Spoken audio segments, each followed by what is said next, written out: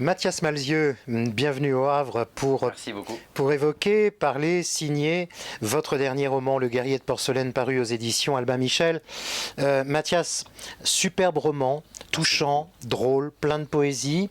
Vous racontez formidablement l'histoire de votre père qui a 9 ans, en 1944, au mois de juin 1944. L'enfant vient de perdre sa mère et pendant l'occupation, il est envoyé dans une ferme de Lorraine.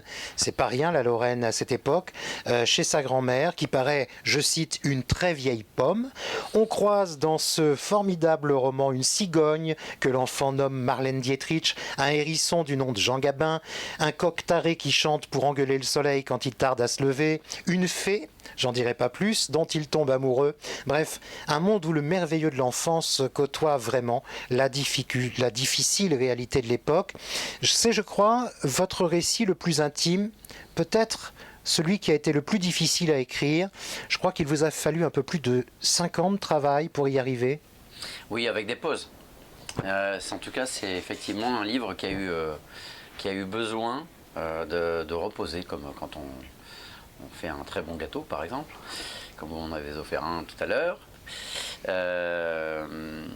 Il a eu besoin de faire reposer la pâte un petit peu. J'ai commencé en 2014, au moment où moi-même j'étais malade. Et en chambre stérile, c'est difficile quand mon père venait, parce qu'il masquait comme il pouvait son inquiétude. Et lui donc a perdu sa mère très jeune, on a perdu ma mère, donc sa femme jeune aussi.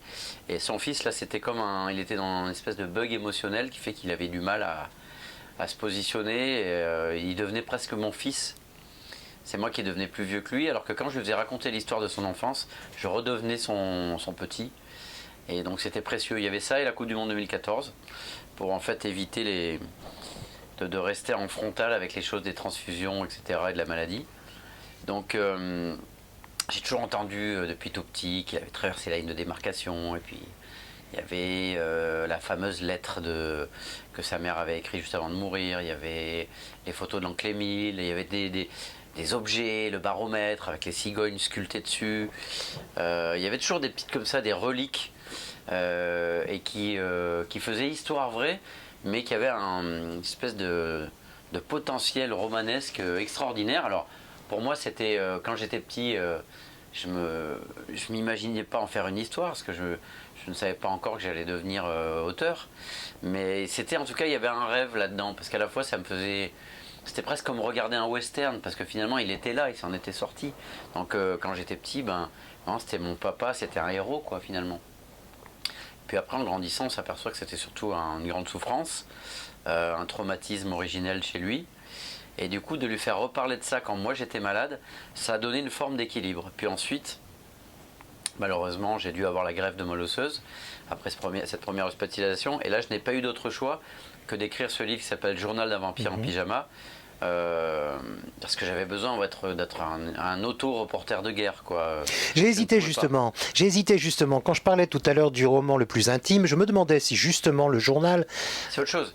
Vous l'avez dit en fait, c'est mon roman le plus intime.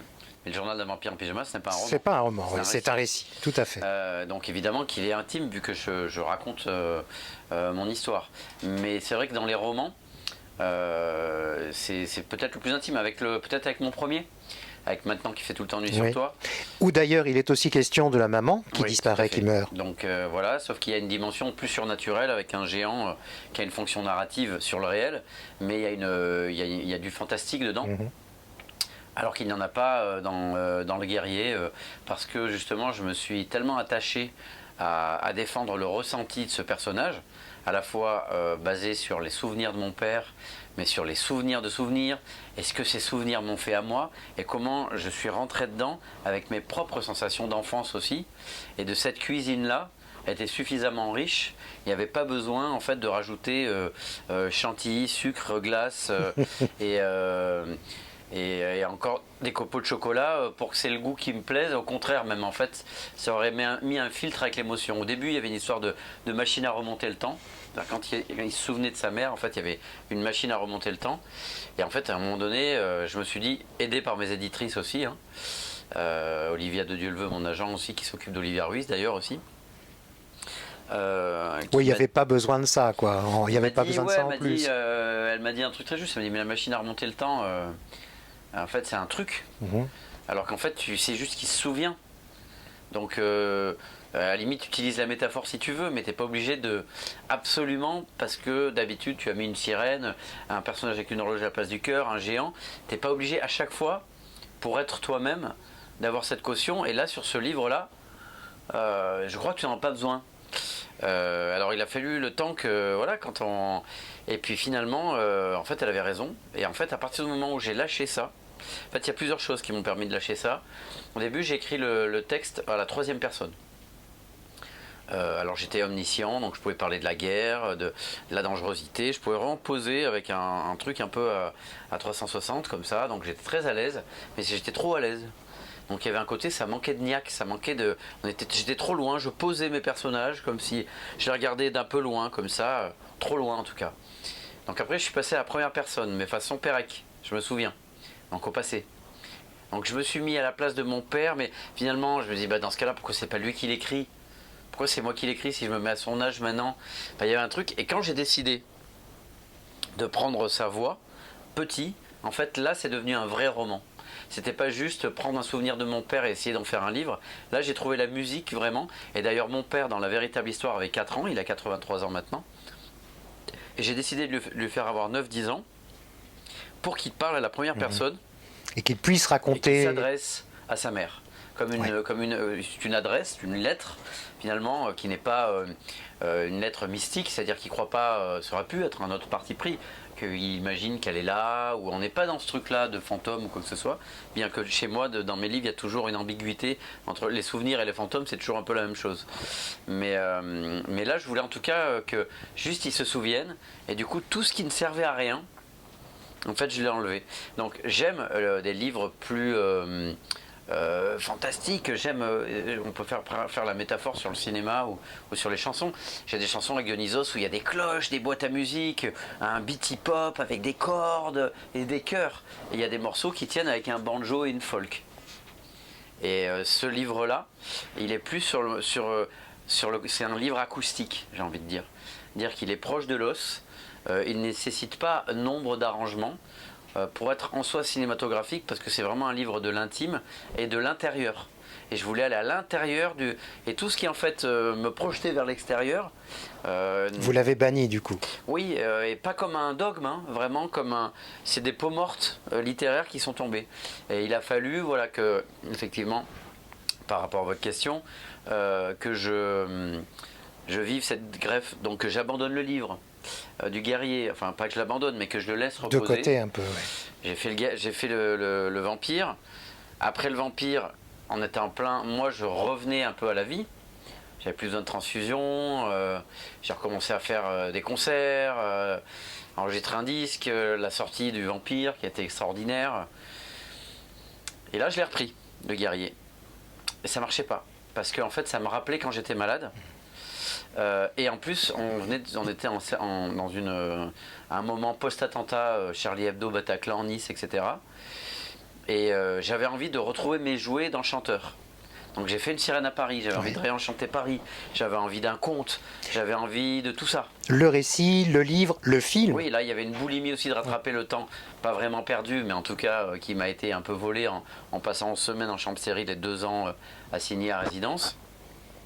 Et qu'est-ce que j'aime pas ce mot, assigné à résidence, au propre comme au figuré. Le guerrier à nouveau retombé sur des bombardements, des caves, et me rappeler ce que j'écrivais, que j'essayais, que j'attendais ma greffe et tout ça. J'étais pas à l'aise avec quoi. J'étais pas, c'était pas l'heure quoi. C'était pas l'heure. Donc je l'ai encore laissé reposer en me disant que de toute façon, je le ferai un jour. Et puis mon éditrice, Anne Michel, chez Albin Michel, m'avait dit « J'adore cette histoire, si tu le sens pas, mais j'adore cette histoire, il faut que tu la fasses. » Et le déclencheur, en fait, ça a été Daria.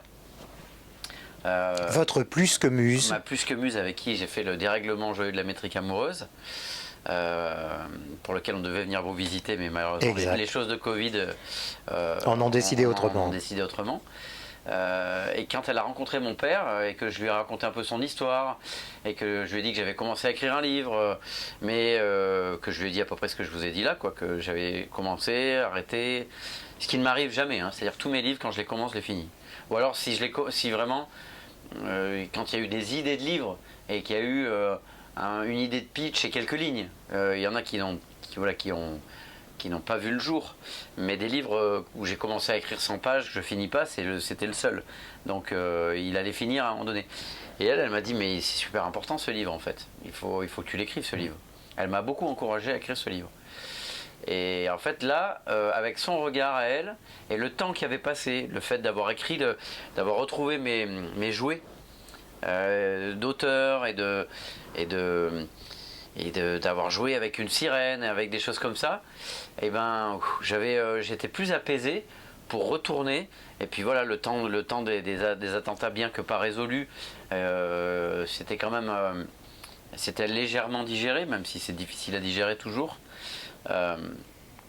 Donc là, quand j'y suis retourné, et ben là, en fait, j'avais un regard neuf, une excitation neuve et un souffle neuf. Et c'est là que j'ai eu les 3 étapes de la première personne qui est arrivée et du présent. Et c'est vraiment là que vraiment le livre tel que vous l'avez entre les mains s'est écrit. Alors Mathias Malzieu, et là je vais prendre une des nombreuses phrases que j'ai attrapées dans ce roman. Et je voulais savoir, parce qu'à un moment vous parlez de prendre conscience, et vous faites dire à un de vos personnages, prendre conscience, ça altère la qualité des rêves. Et là moi je vous pose la question pour savoir si c'est vraiment le ressenti de l'auteur. Par moment. C'est-à-dire que je serai nuancé par rapport à ça. C'est-à-dire que si on est trop en conscience, tout le temps, en fait, il n'y a plus de liberté. Vous savez, c'est comme quand on va chez un ostéo. Un ostéo, souvent, on a une douleur parce qu'on a 2 os qui sont comme ça. Et le boulot de l'ostéo, ça va faire de créer du mouvement. Si on est tout le temps en conscience, en fait, on est comme un animal sauvage, on ne peut même plus dormir. C'est-à-dire qu'on est tout le temps en éveil. En hyper éveil. Et en fait, il n'y a plus de relâchement. Donc, il n'y a plus de mouvement possible. Par contre, si on perd totalement conscience et qu'on n'est que dans la rêverie, on s'évapore et on se désancre. Et ça, c'est pas bon non plus. Donc c'est la question de la grenadine. À un moment donné, l'oncle Émile dit à Menou, lui dit, voilà, ton rapport à l'imagination, ça doit être comme un verre de grenadine. C'est-à-dire que si tu mets trop d'imagination, c'est trop sucré, c'est pas bon, ça va te faire des caries, en gros. Et si tu n'en mets pas assez, ça manque un peu de goût, ça manque un peu de peps. Mais c'est jamais l'un ou l'autre, c'est le yin et le yang. Il y a du blanc dans le noir, du noir dans le blanc. Et c'est cette question si malheureusement peu à la mode en ce moment, de l'histoire de la nuance. Et aujourd'hui, avec la montée des populismes et avec ce qu'on vit en ce moment, on est au cœur d'un moment où il n'y a plus de possibilité d'imagination, d'humour ou de nuance. Donc je dirais que cette phrase est juste dans un certain contexte et dans un certain moment et dans un certain dosage. C'est-à-dire tout est toujours à contextualiser pour essayer d'être juste. Et même quand on essaye, on se trompe quand même des fois. Mathias, dernière question pour terminer cet entretien. Il y a les chansons que vous écrivez, ce sont comme des histoires chantées. Il y a les films que vous réalisez, on a évoqué tout à l'heure Une sirène à Paris, et puis il y a aussi le film d'animation de Jacques et la mécanique du cœur, qui était également La mécanique du cœur, un de vos livres. Je rappelle que c'est un film que vous avez co-réalisé avec Stéphane Berla. Puis les romans. Alors ça fait évidemment beaucoup d'écrits, tout cela dans des domaines différents, beaucoup de choses qui se pensent, qui se réalisent. À quel moment est venue cette envie, cette passion d'inventer, de raconter des histoires? C'est venu très tôt. Je ne me rêvais absolument pas auteur, parce que moi je faisais du tennis, du football. Vous vouliez devenir tennisman professionnel? Oui. D'ailleurs, j'ai rejoué ce week-end et c'était assez extraordinaire. J'étais très mauvais, mais ça m'a procuré beaucoup de plaisir. Bon, le fait est que dans une hyperactivité et une hypersensibilité enfant, j'ai inventé beaucoup d'histoires. Notamment, j'avais un petit singe qui s'appelait Kim, et avec lui, et une autre peluche qui était un petit ours un peu gris, assez moche, mais que j'adorais, qui s'appelait Zouti. J'avais fondé l'EDT. Et l'EDT, ça veut dire l'entreprise de tout. Et avec l'entreprise de tout, avec mes 2 peluches, en fait, j'organisais des courses de tortues de Floride, avec mes 2 tortues de Floride, et puis ceux qui avaient des copains, on faisait des courses de tortues de Floride, on faisait on mettait des chaussures pour pas qu'elles s'égarent, on faisait des courses de tortues de Floride, j'inventais des histoires avec mes figurines, j'avais beaucoup de Schtroumpfs, puis figurines de Schtroumpfs, il y en avait qui étaient champions de tennis, enfin, il y avait toujours énormément de choses, et je faisais un truc avec les mains, ça je n'ai jamais montré à personne, où mes parents s'inquiétaient, ils se demandaient si j'avais pas un problème d'autisme. En fait, avec mon doigt, j'imaginais que ça c'était le bout d'une raquette et le bout de mon doigt une balle. Ce qui fait que des fois je me mettais à jouer comme ça, donc admettons, là j'imagine un cours. Ouais. Donc ça c'est une raquette et le bout de mon doigt c'est une balle. Donc je faisais comme ça, donc ça c'est un service. Et je faisais donc, là j'imaginais un filet, la balle rebondissait et puis l'autre main faisait l'adversaire. Montez un petit peu les mains qu'on voit bien à la caméra, Voilà. parce que si c'est une première en plus on ne veut pas la rater. Je vais montrer parce que c'est particulier. Donc voilà, je jette la balle, tac, service, filet, la balle rebondit, là je fais l'adversaire qui fait le revers qui renvoie, ça rebondit comme ça, et donc comme ça, et donc je pouvais passer des fois à faire ça, comme ça, à la volée, et faire 15A, Parce que 30-15. ça dure longtemps un match de 31. tennis. Alors je jouais pas des matchs entiers, mais par moment, et après du coup c'était le singe machin qui avait des problèmes à son bras parce que il y avait toujours, donc j'ai inventé plein d'histoires entre des animaux ou des figurines qui étaient des champions de sport. Donc ça a commencé comme ça, ça a été comme ça, et l'entreprise de tout. C'était ça, mais ça c'est vraiment à 4-5 ans.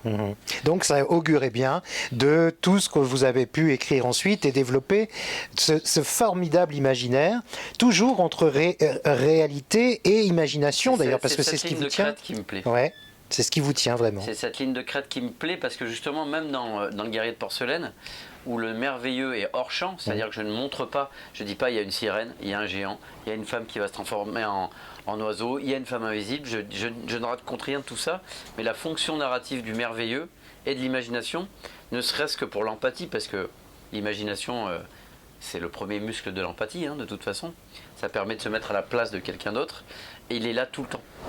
Donc même si j'ai choisi entre guillemets, de le cadrer autrement, cette ligne de crête entre le rêve, la réalité, l'âge enfant, l'âge adulte, le premier et le deuxième degré, c'est toujours une ligne de crête qui me passionne. Et c'est, encore une fois, on est dans la nuance et dans le dosage espéré, et ça fait partie du travail. Parce que, encore une fois, si c'est trop que réaliste, moi, il y a quelque chose qui me manque dans le goût, dans la saveur, dans l'étoffe. Et puis si on peut se déconnecter de l'émotion, si on veut juste faire joli. Si on veut faire de la déco, mais qu'on oublie de diriger, comme sur un plateau de télé, un plateau de cinéma, un décor, on va faire trop attention à la lumière, mais on va oublier de diriger son comédien. C'est le risque aussi, de faire tout joli. Wes Anderson, par exemple, dont je suis très très fan, fait une DA absolument sublime, et je trouve que depuis 2 films, les histoires ont moins d'importance. Alors que les films mais graphiquement, c'est des bijoux. Chaque plan, je voudrais en avoir la photo pour la mettre chez moi. C'est absolument sublime. Mais je préfère quand les histoires sont un peu plus ancrées. Mais ce n'est que mon avis. Mais donc j'essaye de travailler, parce que j'aurai cette tendance aussi, moi.